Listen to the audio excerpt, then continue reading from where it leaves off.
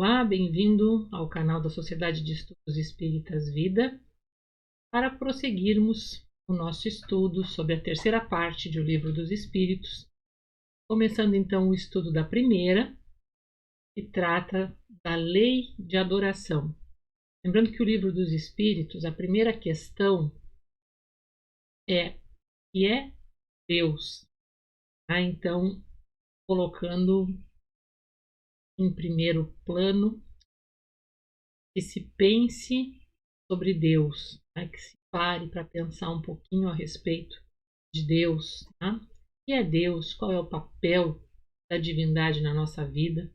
Enfim, o que está lá no nosso primeiro vídeo, nos primeiros 4 vídeos, tratamos muito sobre essa questão da concepção espírita de Deus e da criação. E agora, ao iniciarmos o estudo do terceiro livro, ou da terceira parte de O Livro dos Espíritos, no nosso vídeo anterior falamos sobre as regras gerais que orientam o estudo de todas as 10 leis morais, já sabemos que serão 10. E hoje, quando nós começamos com o estudo da primeira, que é a lei de adoração, novamente nos vem à baila o tema sobre Deus, mas agora com um enfoque de como é a nossa relação com Deus. Como nós estamos buscando, de que forma nós expressamos o que sentimos por Deus, a nossa necessidade ou o nosso afeto. Enfim, como estamos nos relacionando com Deus. Agora é nós e Ele. Então, temos aqui que nós vamos abordar o objetivo, as formas de adoração exterior, o que a doutrina espírita pensa sobre uma vida contemplativa, a questão da prece, o panteísmo retorna, mais uma abordagem a respeito, e os sacrifícios ao longo da história, as relações entre o homem e Deus, as diversas formas em que isso se expressou ao longo da história humana. Então vamos lá, vamos começar com o objetivo da adoração, ou seja, qual é o nosso objetivo em procurarmos uma relação com Deus? E o que é essa procura? De que forma se faz isso? Eles que a adoração consiste na elevação do pensamento a Deus. Essa elevação do pensamento a Deus é o quê? É nós tirarmos nosso estado mental, os nossos pensamentos, aquela faixa na qual nós estamos vibrando, que geralmente é essa tão do nosso cotidiano, das coisas, da matéria, que está sempre funcionando em oposição a alguma outra coisa ou em razão de alguma outra coisa. Então, sempre nessa dupla que mantém o nosso pensamento muito linear aqui nas questões do nosso dia a dia, e a proposta é que a gente se eleve acima de tudo isso, ou seja, elevar o pensamento a Deus significa deixar de pensar nessas coisas que fazem parte do nosso cotidiano, das preocupações, das nossas aflições, das nossas angústias, e deixarmos o nosso pensamento subir além, se elevar até Deus. Então, passar um pouquinho dessa faixa da matéria, ou até, sendo possível, passar bastante dela, para que a gente possa, então, nos aproximarmos de Deus. Então, pela adoração, ou seja, pelo pensamento, aproxima o homem sua alma de Deus. É um sentimento inato como o da existência de Deus, quer dizer, ao longo da nossa história, nós vamos encontrar essas duas coisas funcionando juntas. É o homem buscando, dentro da sua forma, dentro da sua condição evolutiva, a presença de um ser maior, tendo esse sentimento inato de que existe um ser superior, um ser maior que nos protege, que nos orienta, que nos acolhe, enfim, que é a razão da existência da vida. Né? Então, quando esse sentimento inato que se refletiu ao longo da história humana pelas diversas formas com que o homem entendeu Deus, desde adorá-lo por elementos da natureza, por divindades, enfim, né? Todas essas formas, com ou sem sacrifícios, por tudo isso que faz parte da nossa trajetória, mas isso é inato. Né? Ter uma concepção de que existe um poder maior e acima do homem e a busca de relacionar-se com esse poder. Então, a concepção de Deus e a nossa relação com Ele é inato. Tá? A consciência da sua fraqueza leva o homem a curvar-se diante daquele que o pode proteger.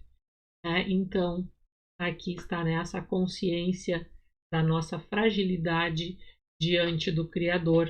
Ela é de toda a nossa história, né? Basta ver que muitas pessoas até mesmo dizem não ter nenhum tipo de religiosidade ou até não acreditar em Deus, mas na hora da dificuldade, Deus me ajuda. Isso é uma forma de relacionar-se com Deus, isso é uma prece.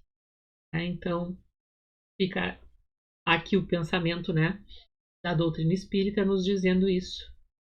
Que a adoração é essa elevação do pensamento a Deus, ou seja, é a gente deixar, liberar o nosso pensamento dessas coisas da rotina e subirmos um pouco além. Tá? O objetivo pelo qual existe esse sentimento, né, é aquilo que nós estávamos falando antes. Ser, né, mesmo uma pessoa que se diga ateia ou não crente em Deus ou não religiosa, ela em algum momento vai expressar, né, essa busca por Deus, ou pelo menos a palavra. Né? Então, se temos algumas pessoas que proclamam essa crença e são respeitáveis, tem que se colocar que nunca houve um povo inteiro. Né? Este sentimento de não crer em Deus, ele é muito mais restrito a algumas pessoas na nossa história enquanto humanidade. Não há um povo que não tenha tido uma crença em algo superior, né?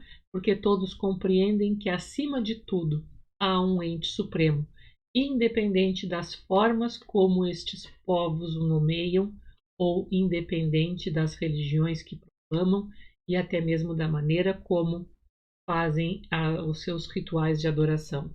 Então, a adoração, ou seja, esse sentimento por Deus, esse amor a Deus, ele está na lei da natureza e resulta de um sentimento inato do homem. Porque essas leis, a gente já viu, né, as leis morais estão na nossa consciência, então são inatas. Né? E aí aqui a gente vai falar um pouquinho de adoração exterior. O que é essa adoração exterior? São todas essas manifestações de fé religiosa que as pessoas têm, né, na sua cultura, as diversas formas. A gente tem aí na nossa imagem algumas, né, só para exemplificar. Então, são questões exteriores, né, rituais, como a gente chama, de prática coletiva. Isso é o que os espíritos analisam como sendo uma adoração exterior. Esses grandes eventos religiosos em que as pessoas vão praticar um determinado ritual juntas. Né? E aí, então, Kardec questiona sobre a validade desses atos. Né? E os espíritos vão nos dizer que a verdadeira adoração é do coração. Né? Então, se a pessoa de fato tem este sentimento de religiosidade, de ligação com Deus, isto é o que basta. Né?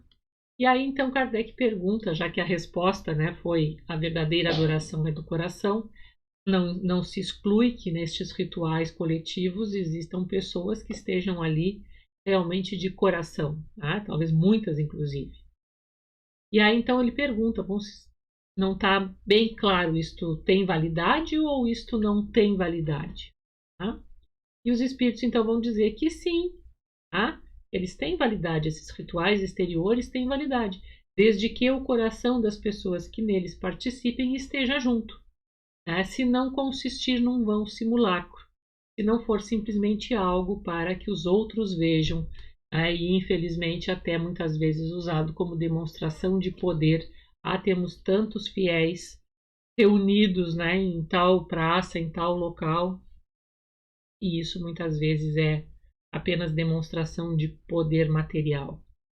Então os espíritos nos dizem que essas práticas todas, elas têm a sua validade se as pessoas que participam delas de fato estão participando de coração. É sempre útil dar um bom exemplo, mas os que somente por afetação e amor próprio o fazem, desmentindo com o proceder a aparente piedade, mau exemplo dão e não imaginam o mal que causam. Então vamos ver o que é que a gente pode pensar a respeito dessa colocação. Muito bem, se as pessoas estão participando, seja de qual crença for, de qual cultura for, em rituais de adoração exterior e coletiva, ok, perfeito, elas estão indo porque isso de fato é o que lhes pede o coração, nada a dizer, tá? Inclusive dão um bom exemplo, né? Dão um exemplo da sua fé, da sua convicção, da sua relação com Deus. Agora, se isto é uma participação somente para demonstração de força e poder, ou somente para ser visto porque tem alguma proposta de concorrer a algum cargo público, por exemplo, ou alguma outra questão material que esteja ali escondida, de fazer parte do seu status, enfim, essas questões todas, né, que a gente vê, eu vou lá porque eu vou arrebanhar clientes ou vou arrebanhar eleitores. Então participa, né, às vezes até de mais de um destes cultos ou dessas formas rituais religiosas. Então estão participando ali apenas por afetação, né, e por amor próprio, por interesse próprio até, né? Com isso elas desmentem essa aparente religiosidade que querem falar, né?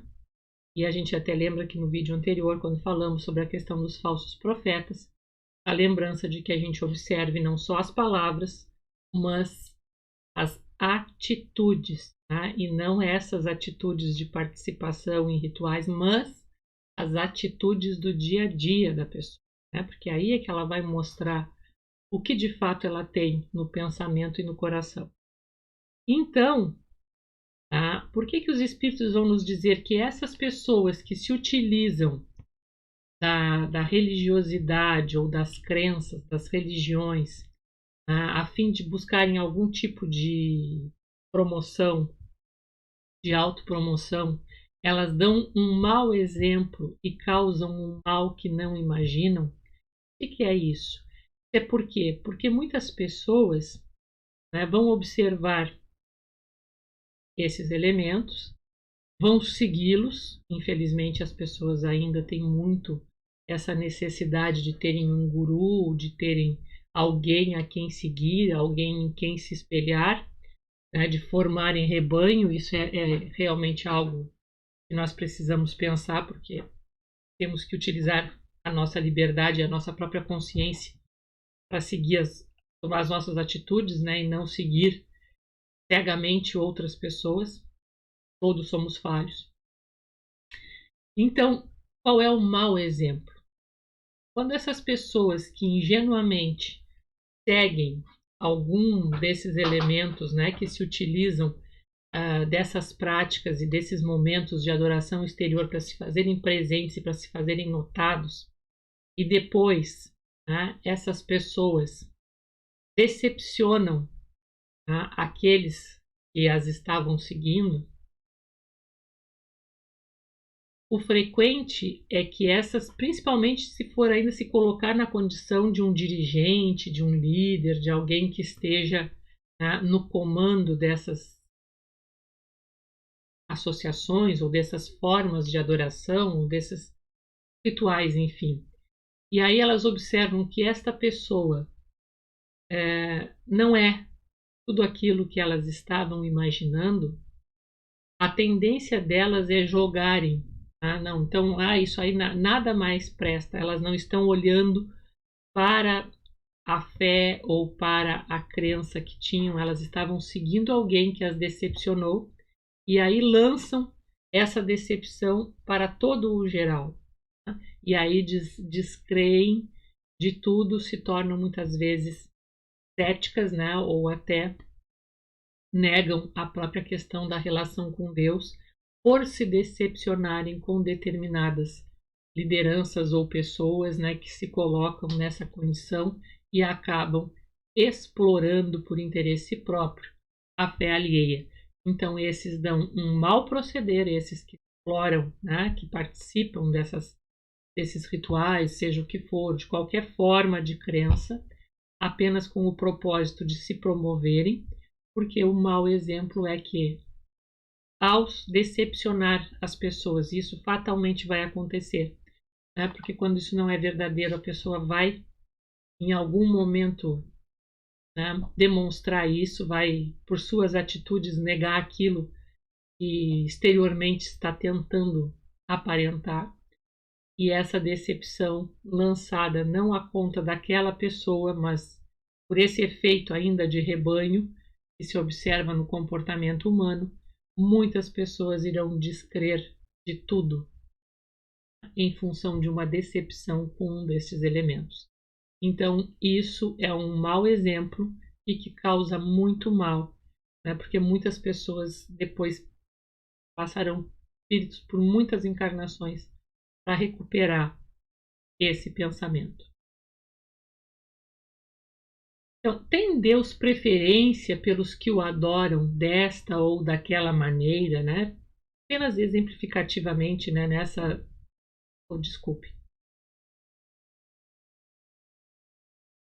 Nessa imagem anterior aqui, a gente colocou algumas congregações, algumas formas, né? Algumas religiões, e a pergunta seria: tem Deus preferência pelos que o adoram desta ou daquela maneira? Preferiria uma religião ao invés de outra? E aí a resposta dos espíritos: Deus prefere os que o adoram do fundo do coração, com sinceridade, fazendo o bem e evitando o mal. Aos que julgam honrá-los com cerimônia que os não tornam melhores para com os seus semelhantes. Então, qual é o pensamento da espiritualidade? O que eles respondem? Que o melhor para o ser humano é ter uma relação pessoal, verdadeira, sincera com Deus.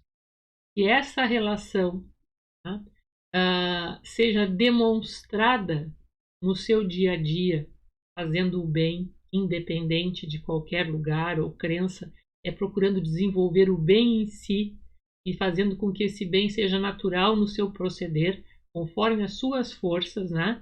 E evitando o mal, ou seja, esforçando-se por ser melhor, por vencer as suas próprias inclinações aos sentimentos mais destrutivos, às ideias mais egoístas, enfim, aquilo que poderia ser um mau proceder consigo mesmo ou com o próximo. Então, o que os espíritos nos dizem é que Deus não tem preferência por religiões. Até porque vamos pensar quantas já passaram pela história da humanidade e quantas ainda passarão. A nossa história é feita de religiões que nasceram e morreram e foram refeitas e remodeladas, refundidas e feitas de um mix de ideias do passado com misturas de diversos lugares, e assim elas foram prosseguindo. E, como falei antes, morreram e vieram outras, e isto é um andar natural, porque com o passar do tempo as pessoas vão perceber que não é de instituições que se faz essa relação, mas ela é pessoal. Então nós não precisamos de religiões, nós precisamos de religiosidade para evoluir. E religiosidade é um sentimento pessoal que nasce no fundo do coração de cada um e se expressa na sua conduta. Tá? Não pergunteis, pois, se alguma forma de adoração há que mais convenha, porque equivaleria a perguntar de se mais agrada a Deus ser adorado num idioma do que em outro. Ainda uma vez vos digo, até ele não chegam os cânticos, senão quando passam pela porta do coração. Então, ok, vá, tenha a crença que você quiser, deixe que os outros tenham a crença que eles queiram, tá? Porque o que importa realmente é se isto é verdadeiro, tá? Se isto é do fundo do seu coração e se isto o faz melhor. Merece censura aquele que pratica uma religião em que não crê do fundo da alma, fazendo-o apenas pelo respeito humano e para não escandalizar os que pensam de modo diverso? E aí a resposta, né? Nisto, como em muitas outras coisas, a intenção constitui a regra. Não procede mal aquele que, assim fazendo, só tem em vista respeitar a crença de outrem. Então, por exemplo, eu, como espírita, posso ser convidada a ser madrinha de uma criança, ou ser madrinha de um casamento, ou enfim, a assistir a um culto ecumênico, a uma missa de sétimo dia, a um culto de qualquer outra religião, não importa. Posso? Posso ir? Posso. Posso, desde que eu vá lá com respeito, porque eu fui convidada para assistir, né? Alguém pertencente àquele local me convidou, né, para que eu participasse daquela crença, né, daquele ato religioso. E, tá? Nós participamos, em respeito às pessoas que nos convidaram, respeitamos, tá, essas crenças todas, participamos de forma respeitosa, porém dentro dos nossos limites, né? Ou seja, não esperem que a gente vá comungar ou nos benzermos ou fazermos outras questões. Participaremos respeitosamente com o respeito à crença das pessoas, né? À religião em si, ao local que nos acolhe, sem ofender a quem quer que seja e sem ofender a nossa própria consciência, sendo lá diferente do que seríamos em outros lugares. Procede melhor do que um que as ridicularize, porque então falta a caridade. Tá? Então, a gente ridicularizar a crença dos outros não é uma boa conduta, né? Toda crença merece respeito, porque ela é um sentimento de alguém. Então, se a pessoa sente isso, ela deve respeitar aquele local, aquela pessoa, aquele ambiente, não é motivo para ser ridicularizada. Aquele, porém, que a pratique por interesse e por ambição, se torna desprezível aos olhos de Deus e dos homens. Já falamos o porquê se torna desprezível, né? Se essa prática, se essa presença nesses locais é apenas para ser visto, né? Para ter algum interesse, falou antes, do que vem por consequência. Então, reunidos pela comunhão dos pensamentos e dos sentimentos, mais força têm os homens para atrair a si os bons espíritos. Tá? Então, isso é um motivo pelo qual é válida a reunião de várias pessoas para fazerem uma prece por alguém, por exemplo, né? Vamos fazer uma oração conjunta ou uma corrente de oração, né, como muitas pessoas chamam, alguém está enfermo, convida-se várias pessoas a orar por aquele que está enfermo. Precisam estar juntas no mesmo local? Não, desde que elas estejam mentalmente e emocionalmente juntas num mesmo horário, ligadas numa mesma vibração, há a comunhão de pensamentos e de sentimentos. E isto potencializa, né, a força de se atrair os bons espíritos para auxiliar aquela pessoa ou aquela situação pela qual se está pedindo. Então, existe validade, sim, em várias pessoas se reunirem, e não precisa ser uma reunião física, não precisa ser no mesmo local, tá? Mas no mesmo horário, tá? No mesmo propósito, porque o que importa é comunhão do pensamento, ou seja, ter o mesmo propósito e o mesmo sentimento, mesmo objetivo. Né? Então, o mesmo se dá quando se reúnem para adorar a Deus.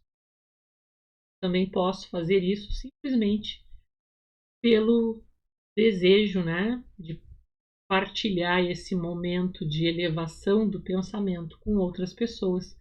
E também vai potencializar, né, porque a presença de mais pessoas sempre potencializa as forças. Então, potencializa também isso, né? Posso sim me reunir simplesmente para fazer preces com alguém, tá?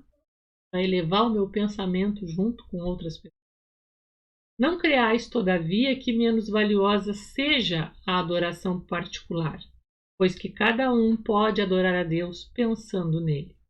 Então, a adoração coletiva tem a sua validade e, né, pode ser por um propósito, como eu dei o exemplo, né, de se orar por um enfermo, pode ser simplesmente para se fazer uma oração, tá? Mas os espíritos deixam muito claro, eu não preciso me reunir com quem quer que seja para ter uma relação com Deus, para fazer o meu próprio ato de adoração a Deus, porque para isso me basta pensar nele, me basta fazer uma prece, tá? Aqui é mental, tá? É pensar.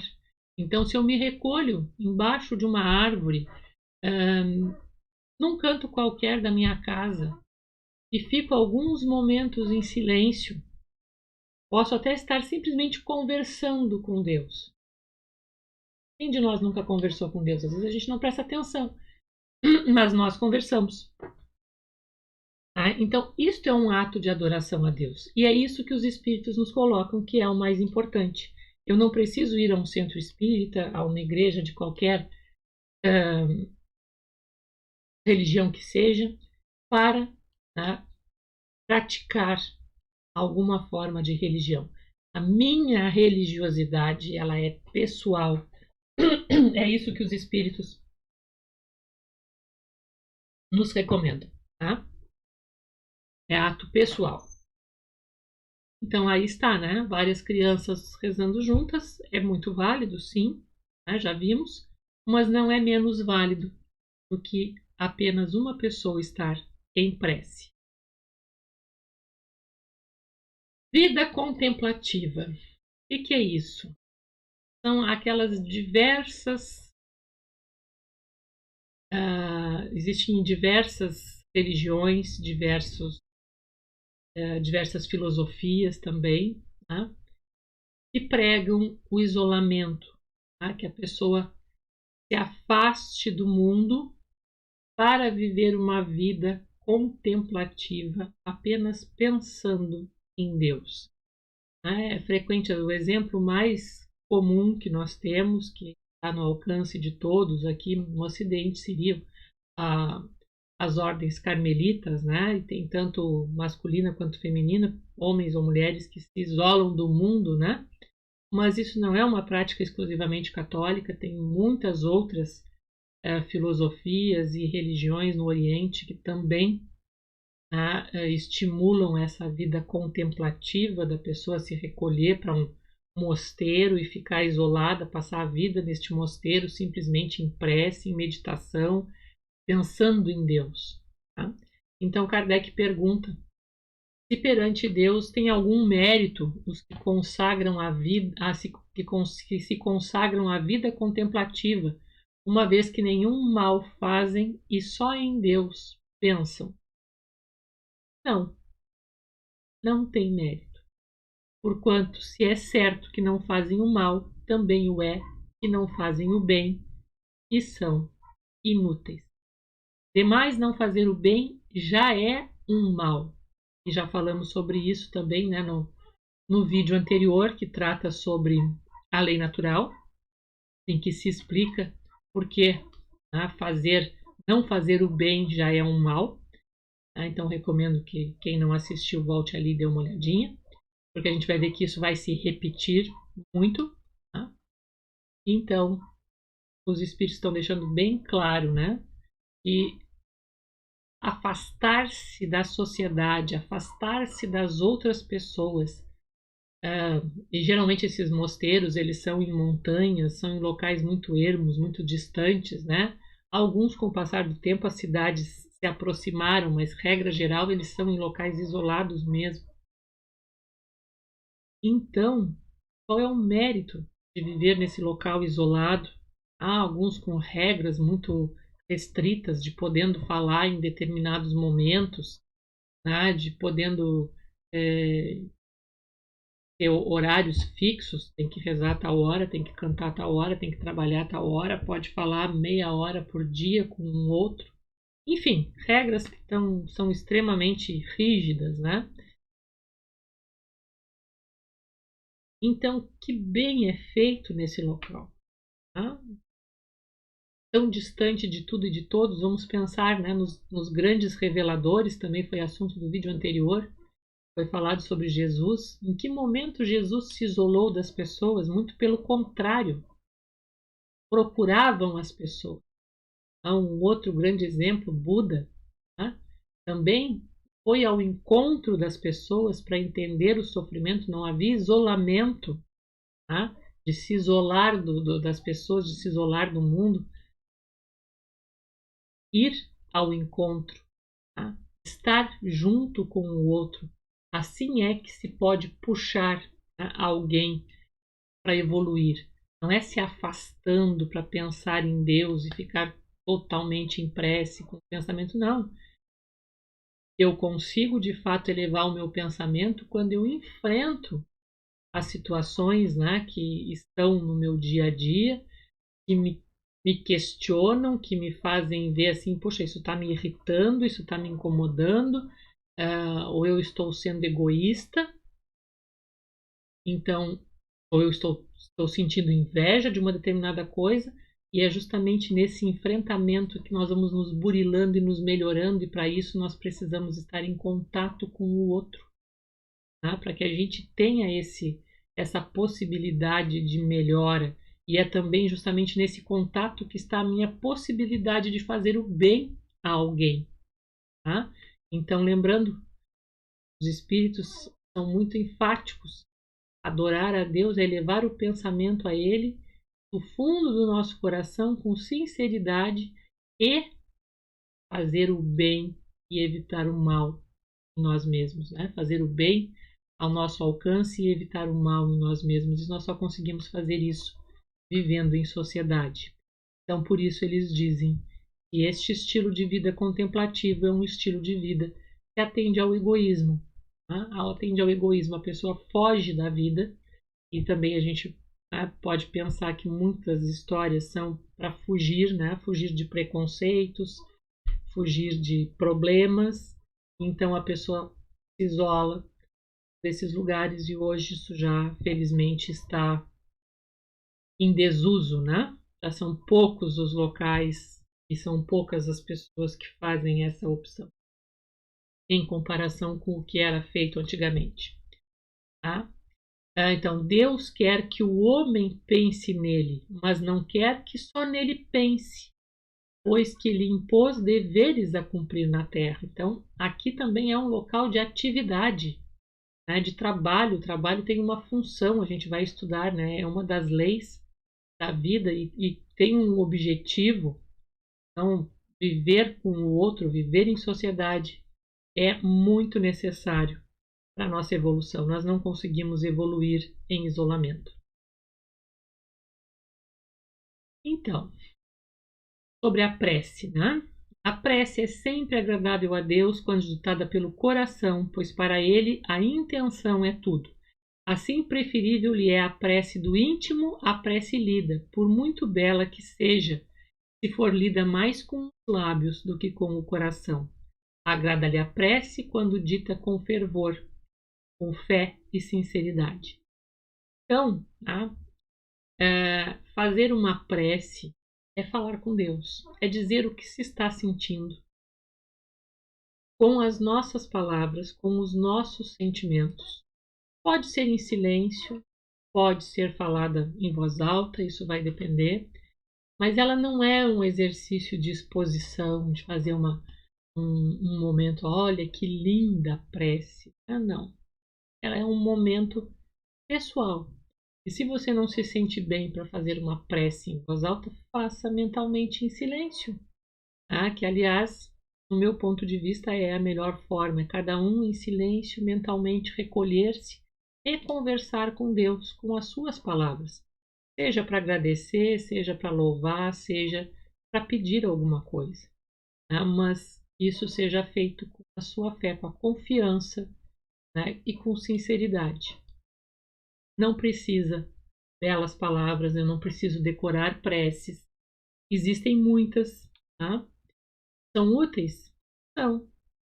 Para quando a gente tem aqueles momentos em que se depara com uma situação que nos aflige muito, que nos tira a capacidade de organizar o nosso pensamento. Um momento de uma dor muito forte, né? Por exemplo, a morte de alguém muito querido, ou uma doença, né? Receber uma notícia que nos abala muito, seja por qual motivo for. Então, às vezes, a gente não fica que não consegue pensar. Então, para esses momentos, uma prece escrita. Então, aí a gente tem um Pai Nosso, uma prece de Cáritas, prece da gratidão, tem todas aquelas preces que são o Evangelho segundo o Espiritismo também. Todas elas são úteis para esses momentos em que nós enfrentamos um momento difícil, em que nós precisamos então de algo que oriente o nosso pensamento, que lhe dê forma, porque o nosso sentimento está tão aflito que nós não conseguimos concatenar as ideias. Então aí sim, uma prece lida, ela vai nos ajudar, né, a dar forma ao nosso pensamento, vai nos acalmar. Mas na regra geral, é preferível que eu faça o meu momento de prece com as minhas palavras, do meu jeito, do meu modo. Então, quais são o caráter geral, né? O que a gente pode pensar sobre a prece de forma geral? Ela é um ato de adoração, porque nós levamos o nosso pensamento a Deus. Orar a Deus é pensar nele, é aproximar-se dele, pôr-se em comunicação com ele, e tudo isso é mental. E 3 coisas podemos nos propor por meio da prece: louvar, pedir ou agradecer, que era o que eu já havia falado. Então, aquele que ora com fervor e confiança se faz mais forte contra as tentações do mal e Deus lhes envia bons espíritos para assisti-lo, né? Então, como que a prece atua em nós? Ela atua sempre atraindo bons espíritos para nos ajudar. Nós fazemos isso sozinhos. Eu posso atrair. Uma das preces que eu mais recomendo que as pessoas, nesses momentos em que elas estejam aflitas, façam é a prece aos espíritos protetores, aos anjos guardiões, aos nossos mentores espirituais. Chama esse espírito para próximo, né, para ajudar. É assim que a gente vai conseguir, né, as forças.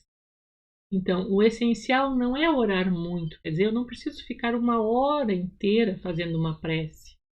Né? Eu não preciso fazer uma prece a cada momento, a cada manhã, tarde ou noite, né? A cada turno do dia, mas que quando eu fizer essa prece, ela seja bem feita. Ela seja bem feita no sentido de ser feita com o meu sentimento, com o meu pensamento, né? De eu colocar naquele momento tudo aquilo que está de fato no meu íntimo, como diz aqui, né, nessa outra etapa da lâmina, né? A gente não deve fazer da prece uma ocupação, mas sim um estudo de nós mesmos.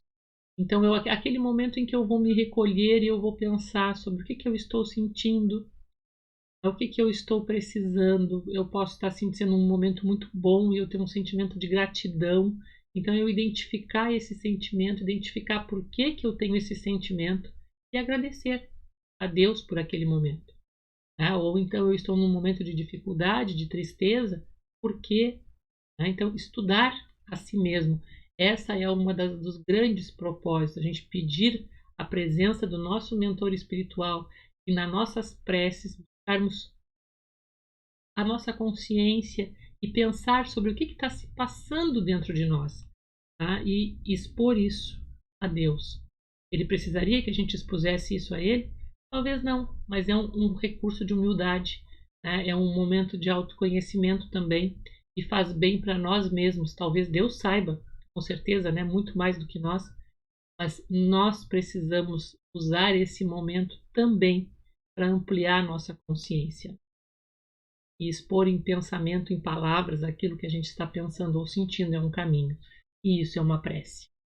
Então, poderíamos utilmente pedir a Deus que perdoe as nossas faltas, quer dizer, eu faço alguma barbaridade para qualquer um de vocês e aí eu posso então me recolher, fiz uma barbaridade com eles, vou fazer uma prece pedindo perdão a Deus. Será que basta? Deus sabe discernir o bem do mal. A prece não esconde as faltas. Aquele que a Deus pede perdão de suas faltas só obtém mudando de proceder. As boas ações são a melhor prece. Por isso que os atos valem mais que as palavras. Então, isto vale para este contexto. Tá? As boas ações são a melhor prece quando se trata de se pedir perdão pelas nossas faltas. Então, eu cometi um erro com vocês, eu tenho que pedir perdão a vocês, eu tenho que explicar o que eu fiz, pedir desculpas, pedir perdão. Não adianta eu pedir perdão a Deus.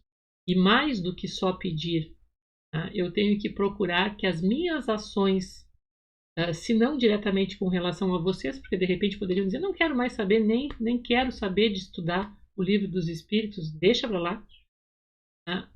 Porque a Ana tá maluca, fez tal coisa comigo que eu não gostei, enfim. Bom, vocês foram embora, mas eu preciso me corrigir diante do que eu fiz de errado. Então eu tenho que me corrigir diante daqueles outros que estarão comigo no futuro.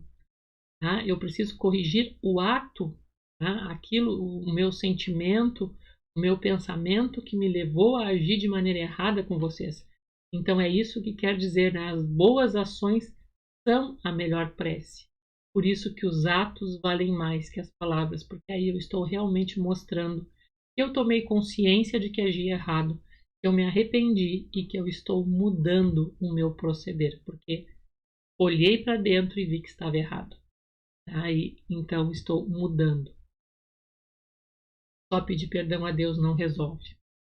Então, o pensamento e a vontade representam em nós um poder de ação que alcança muito além dos limites da nossa esfera corporal.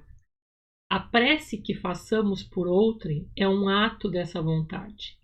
Se for ardente e sincera, pode chamar em auxílio daquele por quem oramos os bons espíritos que lhe virão sugerir os bons pensamentos e dar força de que necessitem seu corpo e sua alma.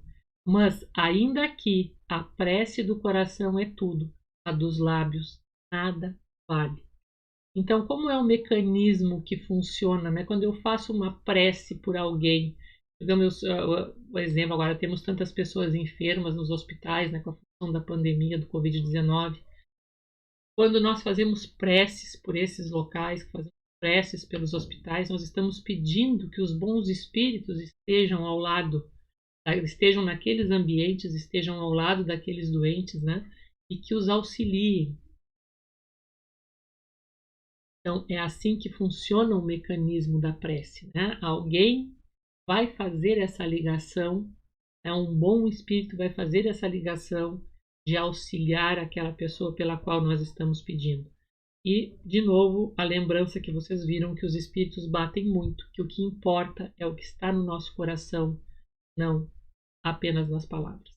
Pode ser simplesmente Deus ajuda a Maria das Dores que está no hospital X.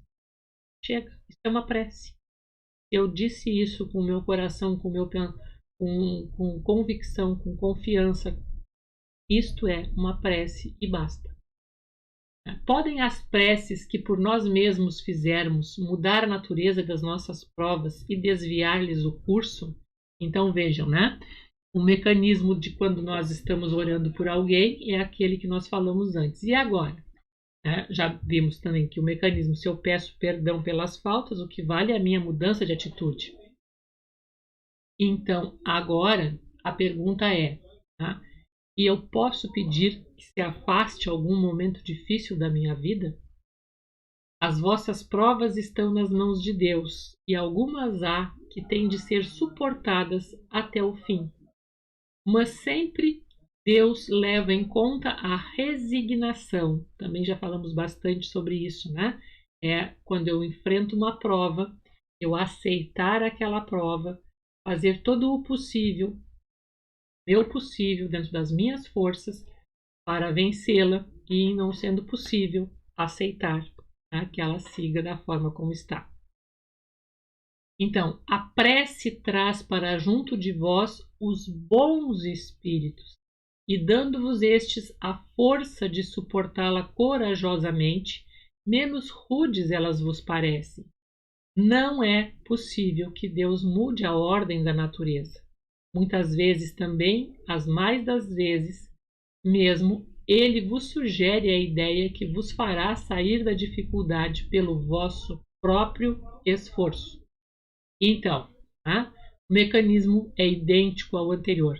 Quando eu faço uma prece por mim mesma, por alguma dificuldade que eu esteja vivendo, o que vai acontecer é que os bons espíritos irão se aproximar de mim, e por isso chame sempre o seu mentor espiritual, por isso a prece pelos anjos guardiães, pelos mentores espirituais é tão útil e tão válida, e eles irão me auxiliar, a me inspirar força, me inspirar coragem e muitas vezes até fazer com que o meu pensamento vá na direção daquilo, vão me sugerir ideias para que eu consiga vencer aquela dificuldade. Mas vejam bem, a gente já falou sobre isso no capítulo do vídeo que fala sobre a intervenção dos espíritos na vida corporal. Tudo isso é no pensamento.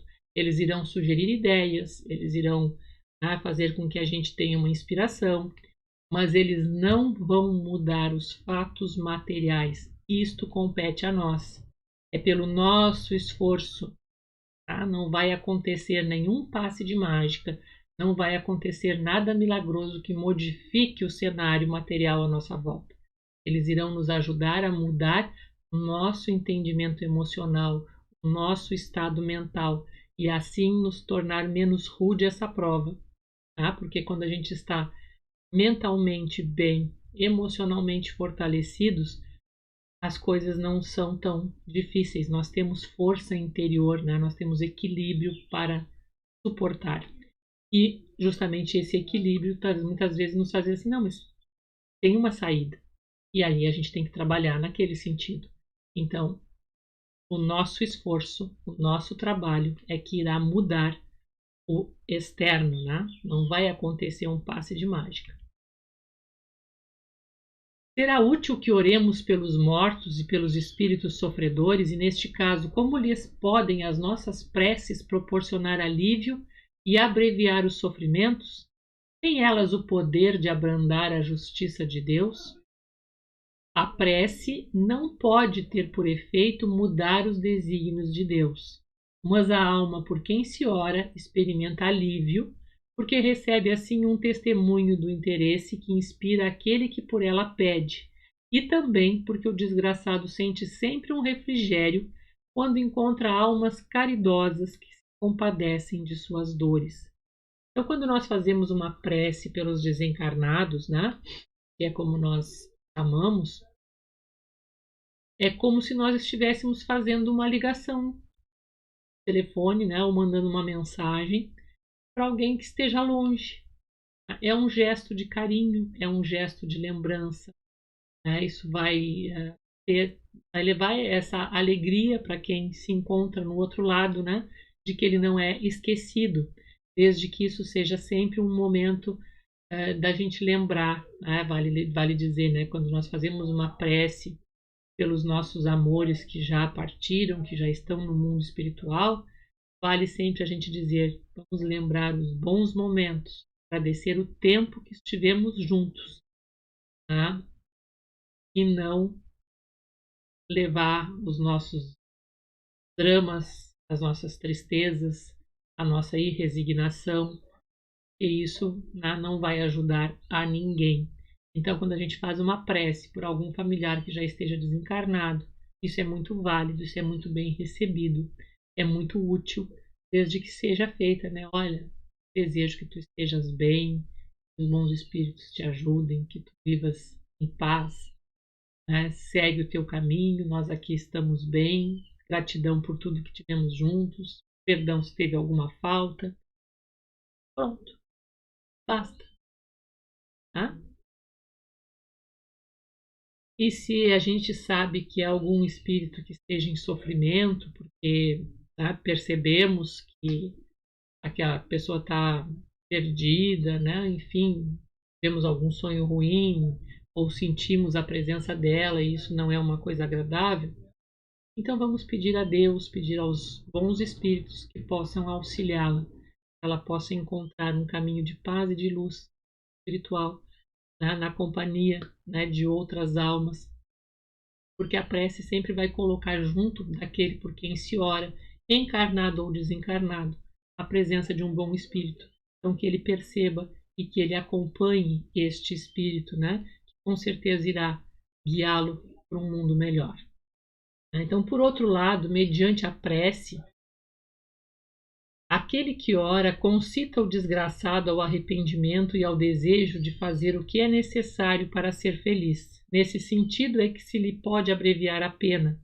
E por sua parte, ele secunda a prece com a boa vontade. O desejo de melhorar-se, despertado pela prece, atrai para junto do espírito sofredor espíritos melhores que o vão esclarecer, consolar e dar-lhes esperança. É o que eu expliquei antes. Então pode orar-se aos espíritos, né? E aí vocês vejam que eu já coloquei na imagem aqueles que aqui no Brasil são mais conhecidos, né? Então Emmanuel, Bezerra de Menezes, o próprio Kardec, Chico Xavier. Então pode-se orar aos bons espíritos como sendo os mensageiros de Deus e os executores de suas obras, de suas vontades.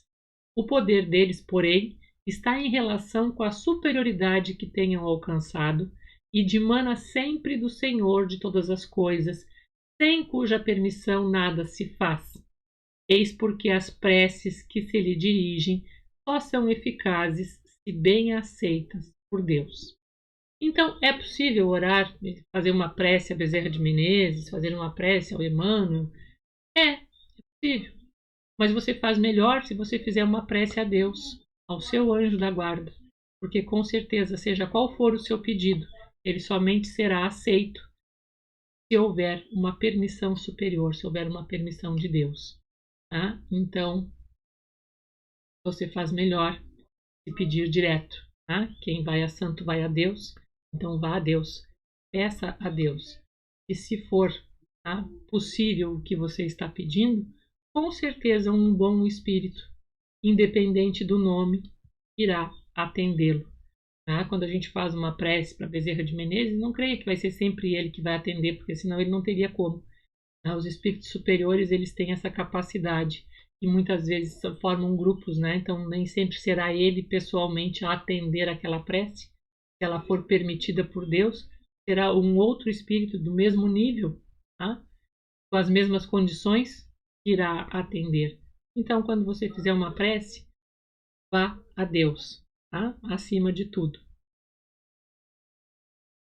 Politeísmo, né? A concepção, a crença em vários deuses, né? Isso faz parte da história humana. Nós tivemos na antiguidade uma enorme crença, né? Deus para tudo, um Deus para cada coisa, melhor dizendo.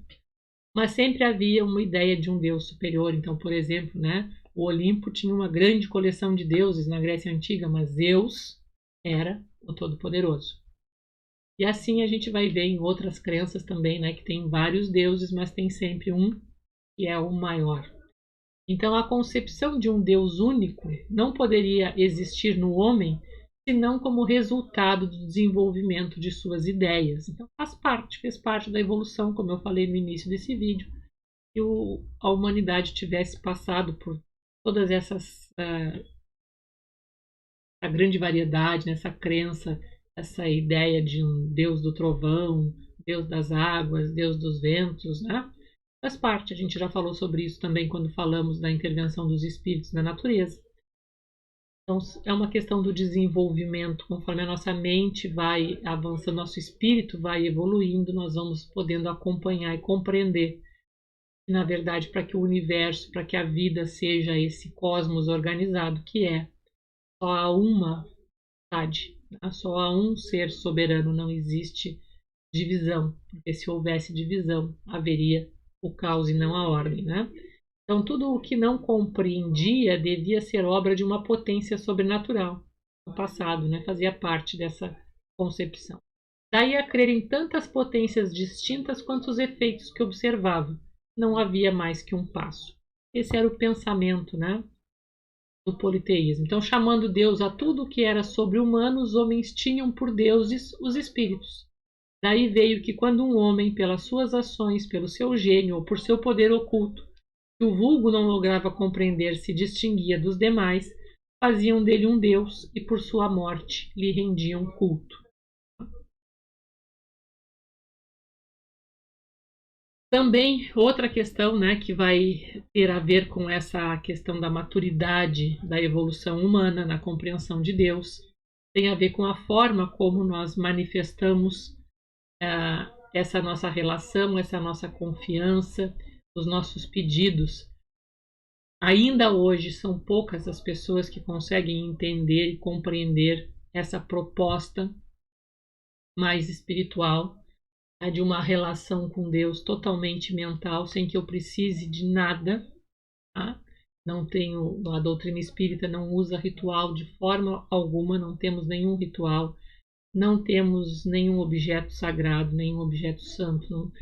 Enfim, é realmente isso que nós estamos dizendo para vocês. A proposta é desenvolver a nossa religiosidade do fundo do nosso coração e vivê-la no nosso dia a dia, sem objetos, sem rituais, sem sacramentos, sem imposições, sem sacrifícios de nenhum tipo.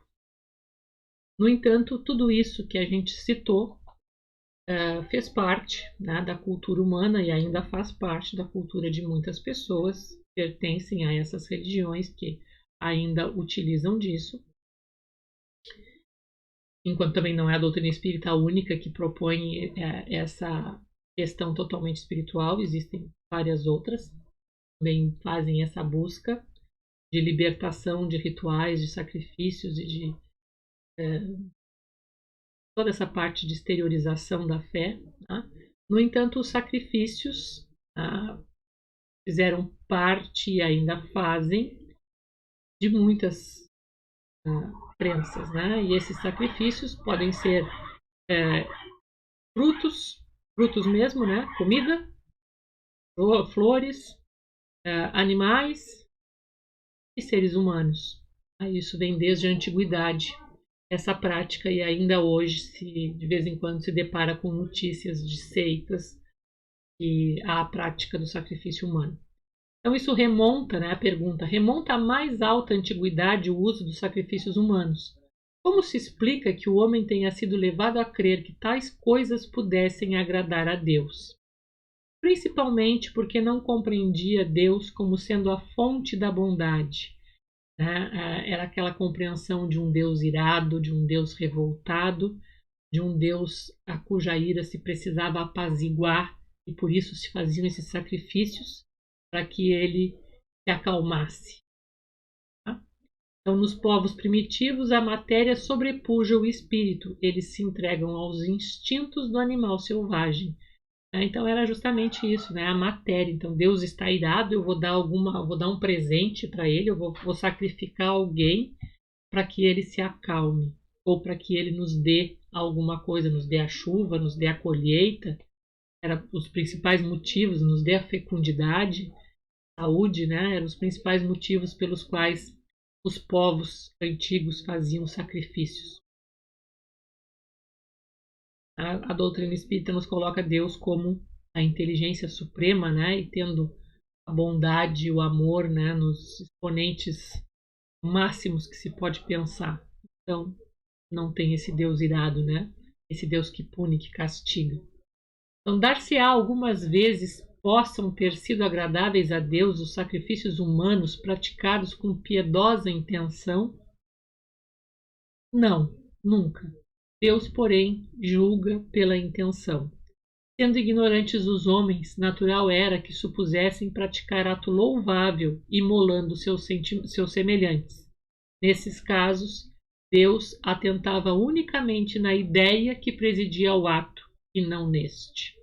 Então, o propósito.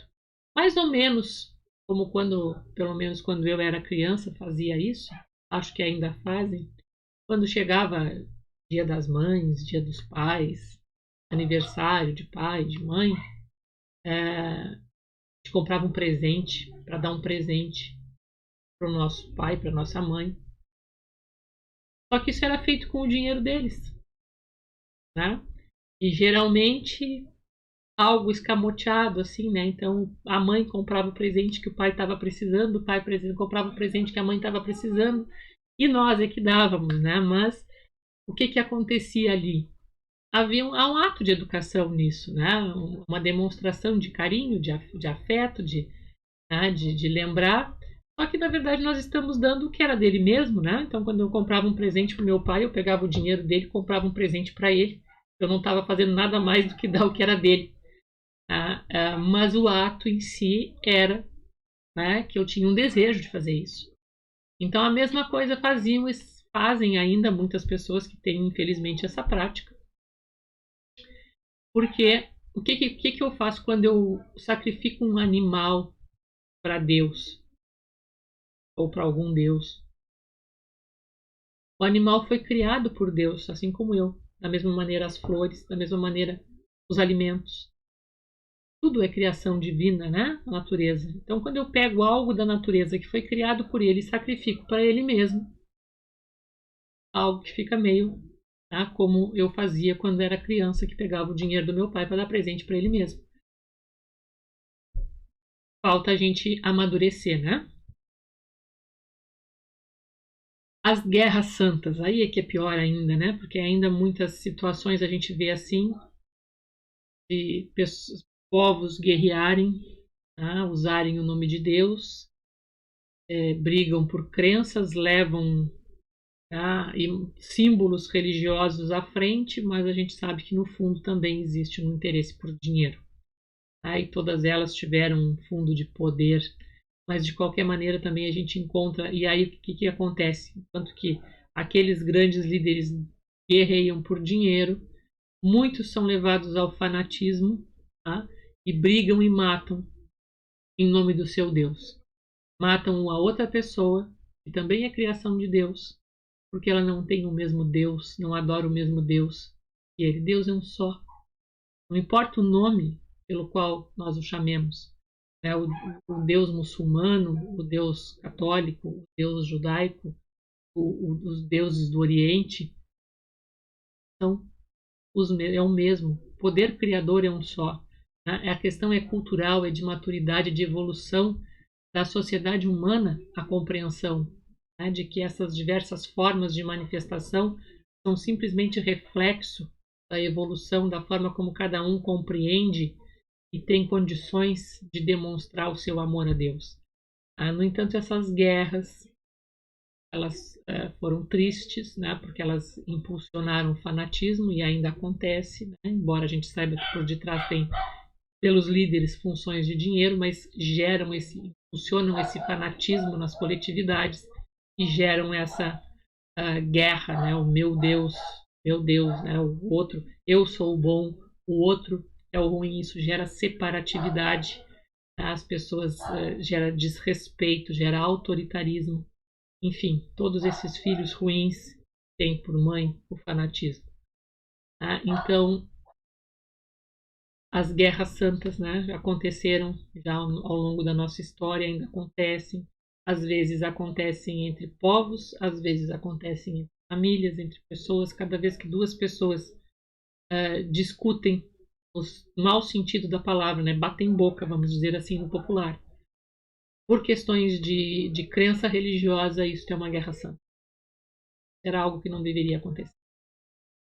Então, o que os espíritos dizem sobre as guerras santas? Né? São impelidos pelos maus espíritos e fazendo a guerra aos seus semelhantes, contravêm a vontade de Deus, que manda ame cada um o seu irmão como a si mesmo. Todas as religiões, ou antes todos os povos, adoram um mesmo Deus, qualquer que seja o nome que lhe deem.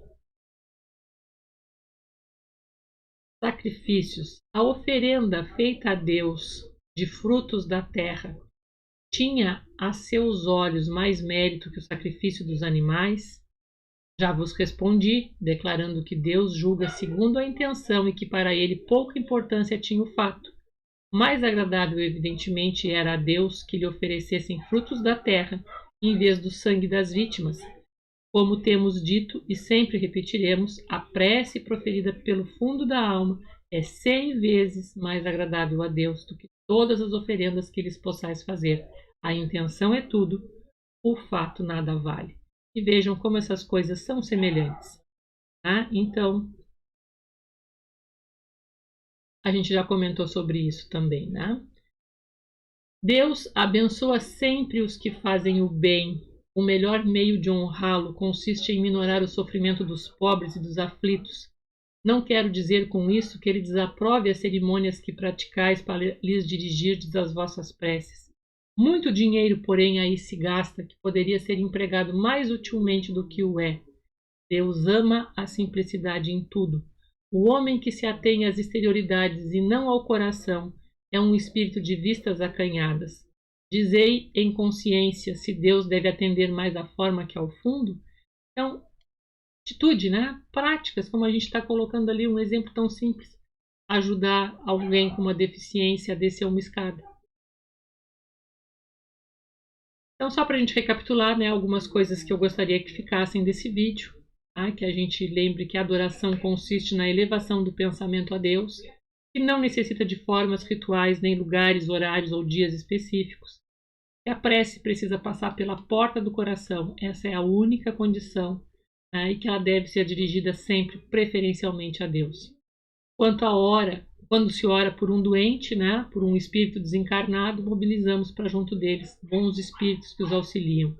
E que as formas de adoração a Deus acompanham sempre a evolução humana. Então a gente não tem por que condenar, nem criticar, nem querer fazer com que alguém mude a sua forma de manifestar a sua crença, porque esse é o seu momento evolutivo e tem que ser respeitado. Então fica aqui, né, a nossa referência desse vídeo para que vocês possam aprofundar na leitura. E no nosso próximo vídeo falaremos então sobre a lei do trabalho. Aguardo a vocês, cuidem-se, um beijo a todos.